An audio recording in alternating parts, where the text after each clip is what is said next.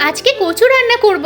আরে বাচ্চাটা এখানে চলে এসেছে, চল তোকে তোর বাবার কাছে দিয়ে আসি। এই একটু ধরো না। না না, আমার অনেক কাজ আছে। কাজ আছে বলে তো চলে গেল।